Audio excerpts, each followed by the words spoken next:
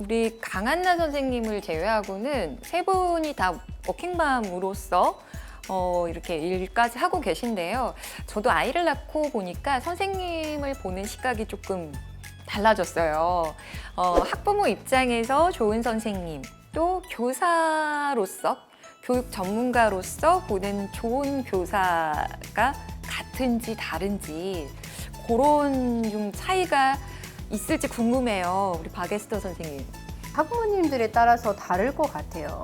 그 학부모님들이 그 교육을 통해서 지향하는 바가 어디냐, 그분이 학교를 보내는 목적이 무엇이냐에 따라서 좋은 교사가 될 수도 있고 쓸데없는 일만 하는 교사도 될 수 있거든요. 네. 그래서 어떤 분들은 중학교 초등학교 때까지는 우리 아이들 이렇게 잘하고 인성교육 이런 선생님은 최고예요 하시지만 좀 중고등학교 올라가면서부터는 애들 좀 계속 공부하라 해주고 네. 부모님이 해야 될 말을 대신해주는 그런 스피커가 돼주는 나 대신 우리 아이들 나도 못하는 거를 나 대신 우리 아이들 이렇게 양육해줄 수 있는 우리 아이가 잘 어른으로 성장해 줄 수 있게끔 맞는 키를 원하시는 분들도 계셔서 그 어느 장단에 우리가 맞춰야 되느냐 그거는 불가능하다. 학부모의 욕구와 교사의 욕구를 일치시키는 거는 불가능하다. 그거는 되게 어렵다. 어렵지만 그냥 조금은 우리 모두가 조금은 더 나은 사람이 되기 위해서 노력하는 거 그거 외에는 방법이 없지 않을까. 네. 그런 생각이 들어요. 네. 최재희 선생님은 어떻게 생각하세요? 저는 진짜 아이를 낳고 많이 바뀌었거든요. 네. 예전에는 교사는 잘 가르쳐야지 아이들한테 지식을 잘 가르쳐줘야지. 그러니까 전 또 장애학생들을 가르치니까 더 그런 마음이 있었던 것 같아요. 근데 아이를 낳고 보니까 세상의 모든 어린이집 선생님한테 감사한 거예요. 아니 이렇게 아이를 봐주시나? 이렇게 사랑으로 품어주시나? 그러니까 내가 만나는 어머님들이 왜 그동안 나에게 그렇게 섬세한 이제 그런 영역들을 부탁하셨는지가 네. 이해가 되더라고요. 그래서 저는 그래서 아까도 민감성이나 섬세함에 대한 얘기를 했던 것 같아요. 아이를 낳아 보니까 말하지 못하는 아이, 아직 어린 아이들 혹은 중증 장애를 갖고 있는 아이들의 그 부모님들이 얼마나 불안하실지를 이해하게 됐어요. 그래서 그 불안을 잘 감싸줄 수 있는 교사가 되는 게 이제는 좀 목표로 바뀌었거든요. 그래서 그런 것들의 중요성을 좀 눈뜨게 된 것 같아요. 아이를 낳고. 그전에는 사실 잘 몰랐었는데 그런 시야가 또 생기더라고요. 네. 네. 저는 이제 교사가 한 사람이 굉장히 다양한 인생을 살아가고 있고 그 시간이 계속 흘러가면서 그 사람이 계속 바뀌고 있는 그 지점이 되게 중요하다는 생각이 들어요. 그 학교 안에 있는 교사의 연령대가 굉장히 다양한 것, 이것도 굉장히 중요하다고 저는 생각하거든요. 특히 중등학교 같은 경우는 그게 정말 중요하다고 생각을 하는데 처음에 이제 저도 앞에 선생님들 말씀처럼 수업을 잘하고 좋은 대학에 보내고 아이들에게 뭔가 성과가 될 수 있는 그 이력서에 한 줄 들어갈 수 있는 빡 이런 거를 잘 만들어주는 교사가 진짜 훌륭한 교사라고 생각을 했었거든요. 왜냐하면 제가 그런 시험을 거쳐서 이 자리에 있었기 때문에 그게 바로 성공 신화라고 착각을 좀 했었던 것 같아요. 근데 아이를 낳고 나서 보니까 내 아이가 자라가는 그 과정이 얼마나 소중한지도 좀 알게 되고 또 학교 밖을 벗어나서 육아휴직이라는 걸 하게 되면서 다양한 엄마들 직업군에 있는 전업주부부터 시작해서 다양한 직업군에 있는 엄마들을 만나고 나서 보니까 엄마들이 생각보다 교사에 대해서 생각하는 두려움이 좀 많고 그다음에 내 아이가 잘 클까에 대한 두려움이 엄청나구나라는 걸 알게 됐거든요. 맞아요. 그래서 어떻게 보면 교사와 학부모는 진짜 좋은 합을 이뤄서 아이가 성장하는 그 과정에 좋은 친구가 될 수 있는 러닝메이트겠구나라는 생각을 좀 하게 됐던 것 같아요. 그래서 돌아오게 되면서 예전에는 사실 어머님들이 잘 안 보내주시고 전화 잘 안 받아주시고 안 챙겨주시면 저 어머니 왜 이러시지? 좀 이렇게 좀 못하시는데 이런 부분을 이런 생각을 했었거든요. 미스 때는. 왜냐면 제 한 몸만 챙기면 되니까. 근데 이제는 그 아이들 둘, 셋을 챙긴다는 게 얼마나 나의 영혼을 다 갈아 넣어야만 하는지를 알게 되고 나서 보니까 어머님들이 뭘 못 챙기셔도 당연합니다, 어머님. 괜찮습니다, 어머님. 하면서 좀 여유가 생기고 제 자식은 제 마음대로 안 되는 법이죠 라고 얘기를 하면서 서로 좀 친구처럼 지낼 수 있는 지점이 좀 생기게 된 것 같아요. 그래서 그런 부분들을 학부모가 좀 되고 나서 보니까 내가 좀 숙성되어진다는 느낌? 그런 부분이 좀 생기는 것 같고, 그래서 어머님들이 다양한 교사들의 다양한 그런 상황들을 이 약이 될 수 있다라고 좀 생각하시고 따뜻한 마음으로 받아주셨으면 좋겠어요. 네, 우리 강한나 선생님은 최근에 이제 교사 생활을 시작하시면서 교사가 되기 전에 준비할 때와 막상 교사가 되어 보니까 좋은 교사에 대한 생각이 혹시 바뀌셨나요? 그때 뭔가 선생님들이 지금까지 말씀해 주셨던 거랑 좀 결이 약간 달라지는 것 같아가지고 지금 이렇게 말하는 게 맞나? 약간 싶기는 한데요. 저는 말씀드렸다시피 애초에 관심사 자체가 교육학이었고, 그래서 좀 뭔가 내가 무슨 과목을 가르치는 교사가 된다라는 생각보다는 그냥 막연하게 학생을 만나러 간다라는 생각으로 사실 교사가 됐거든요. 근데 학교에 와보니까 제가 하루 일과 중에 가장 많은 시간을 보내는 게 사실 수업 시간인 거예요. 학교에서 애들이랑 수업으로 만나는 시간이 가장 많은 거예요. 그래서 내가 수업을 제대로 하지 않고는, 그리고 이 수업 시간을 정말 즐겁게 보내지 않고는 이 교직 생활을 행복하게 할 수가 없겠구나라는 생각이 들어서 이제는 좀 더 어떻게 하면은 좀 수업을 통해서 학생들이랑 소통을 할까. 그러니까 그게 뭐 애들한테 이 시간을 통해서 이 개념을 다 이해시켜야지 빡 약간 이렇다기보다는 수업 시간에 어떻게 학생들이랑 소통할지, 어떻게 이 시간이 애들이 또 수준이 다 다르거든요. 근데 그 시간에서 각자가 어떻게 조금이라도 좀 의미 있는 시간을 보낼지, 그런 거를 좀 수업을 통해서 만들려고 더 많이 노력하게 된 것 같아요. 네, 교사 커뮤니티에 올라온 사연을 봤는데요. 요즘에 이제 교원 평가를 학부모님들이 하시게 되면서 그 평가 결과에 엄청난 상처를 받는다는 분들도 계세요.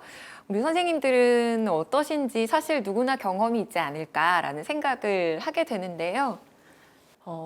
어떤 일에 있어서 모든 사람들이 내 맘 같지 않다는 것, 그게 굉장히 중요한 것 같아요. 특히 일을 하면 할수록 모든 사람은 내 맘 같지 않다는 지점.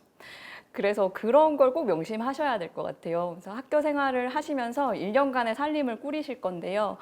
아이고, 열심히 산 살림에 대해서 누가 그렇게 이렇게 박을 칵 깨는 소리를 하면 정말 실망스럽고, 그리고 마음의 상처를 받고 나면 내가 다시는 너에게 이렇게 해주나 봐라 라고 이렇게 마음에 딱 닿게 마련인데, 그럴 때 모든 사람은 맞아, 내 맘 같지 않아. 그럼 이 안에서 그래도 나와 합이 맞았던 사람은 누구일까를 찾아서 그 친구하고 좀 중등 정도 되면은 아이들이 나보다 더 현명하게 답을 해줄 때가 있어요. 그래서 저는 그럴 때 이 내 맘 같지 않아서 너무 힘들다 할 때는 한 친구를 좀 부릅니다.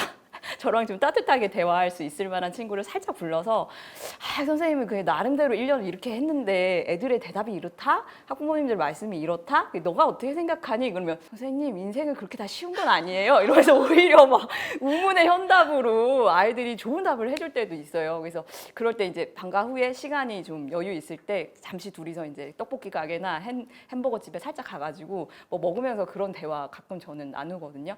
그래서 선생님들이 생각보다 아이들하고 그 답을 좀 얻을 수 있다는 거 있고, 그리고 진심은 언젠가는 통한다는 거, 그 사실을 꼭 잊지 마시고, 지금 비록 내가 상처받았더라도 그 다음번에 이걸 가지고 어떻게 할 것인가를 꼭 고민하고 한 단계 더 나아가셨으면 좋겠습니다.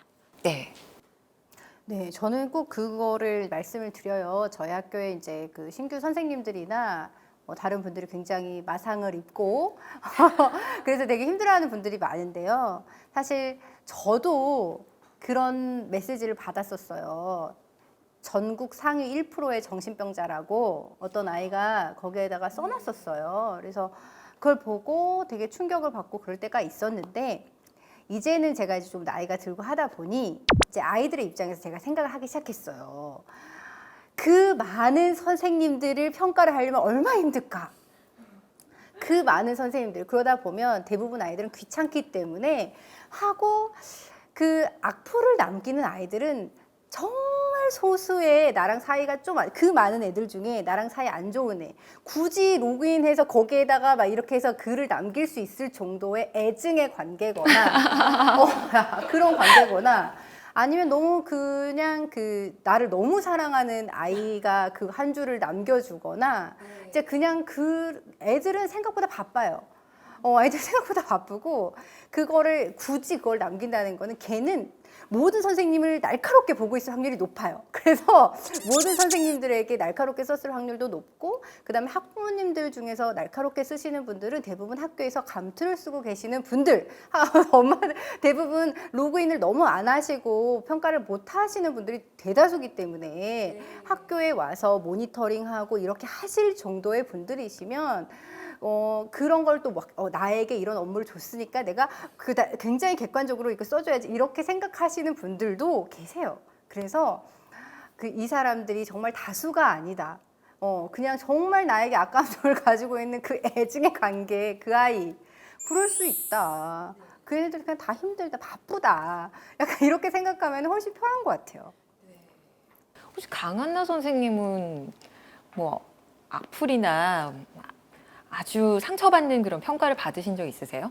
저는 사실 근데 그런 교환평가라는 이름의 평가는 코로나 때문에 지금 시행이 안 됐어가지고 교환평가, 그러니까 익명 아래 교환평가를 경험하지는 않았던 것 같은데, 그냥 학교 생활하면서 좀 마음처럼 잘 안 따라오는 학생? 내가 진짜 마음을 많이 쓰는데 얘가 정말 몰라준다 이런 학생이 있긴 했던 것 같은데, 근데 저는 그 여자 선생님 말씀하신 진심은 통한다를 좀 경험을 결국은 했거든요. 왜냐면 그 학생이 졸업을 했는데 그 졸업을 하고 나서 저를 가장 많이 찾아오게 됐다든지, 아니면은 뭐 되게 작년 같으면 상상도 못할 만한 말들을 저한테 하게 됐다든지, 길에서 만났는데 걔가 진짜 수업을 참여를 안 했거든요. 그리고 막 학교 지각하는 걸로 저랑 정말 많이 막 큰 소리가 오가고 막 이랬었는데, 막 길에서 만났는데 선생님 저 이제 학교 잘 가요 막 이런 말 한다든지 그렇게 돼가지고 저는 오히려 그게 결국은 더 보람된 경험으로 이제 바뀌었기 때문에 아직까지는 그렇게까지 충격받는 경험은 없었던 것 같아요. 저는 이제 있죠. 누구나 다 있지 않나요? 없을 수 없잖아요. 네, 없을 수 없는데 이제 저도 말도 안 되는 민원에도 시달려 봤고 뭐, 근데 지금 지나고 생각해 보면 그분에게도 마음의 상처가 있었기 때문이었다라는 생각을 해요. 그 부모님도 장애 아이를 키우면서 얼마나 힘드셨겠어요. 그러다 보니 작은 일에 어떻게 보면 제가 가장 잘 마음을 보담아 줘야 하는 사람이었던 거예요. 근데 저는 그때 이제 결혼 전이었기도 했고 아이를 낳기 전이었어서 그 말들이 다 고스란히 상처였어요. 근데 작년에 제가 학교 다니면서 굉장히 예민한 학부모님의 아이를 제가 케어하게 됐는데 다들 걱정하셨거든요. 그 어머님이 너무 정말 1분 1초 전화 문자를 하시는 분이셔서 너가 그걸 감당할 수 있겠니? 라고 하셨었는데 제가 그걸 감당하더라고요. 그리고 어머님이랑 나중에는 굉장히 친해져서 막 1시간씩 수다를 떠는, 그게 저한테 그렇게 하는 걸 보면 아, 내가 많이 무르익었구나. 아, 내가 진짜 이제는 그런 일에는 상처를 별로 받지 않는구나 라는 거를 이제 알게 돼서 좀 관계가 더 편해진 것 같아요. 예전에 비해서는. 근데 옛날에는 정말 작은 일에도 많이 울고 아마 신규 선생님들도 그런 경험을 많이 하실 것 같아요. 근데 시간이 지나면 다 약이죠. 네.